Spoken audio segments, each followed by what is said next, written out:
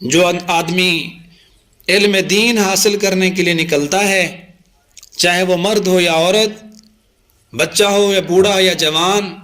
جب وہ علم حاصل کرنے کے لیے گھر سے نکلتا ہے، جیسا کہ آپ لوگ بھی آئے آج، تو اللہ کے نبی نے فرمایا وہ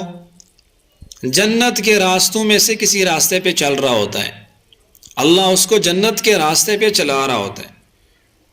علم حاصل کرنے والا طالب علم، اللہ کے نبی نے فرمایا اس کے لیے دنیا کی ہر چیز استغفار کرتی ہے، حتی الحیتان فی جوف الماء،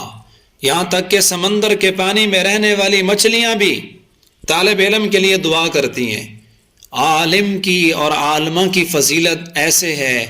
جیسے 14ویں کے چاند کی فضیلت ستاروں کے اوپر۔ کتنی بڑی شان ہے آپ کی،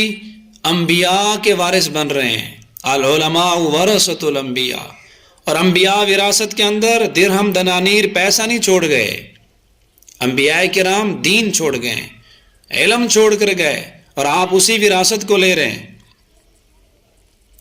اور آپ علیہ الصلوۃ والسلام کی ایک اور حدیث، من یرد اللہ بہ خیرا یفقہہ فی الدین، اللہ جس کے ساتھ بھلائی کا ارادہ کرتا ہے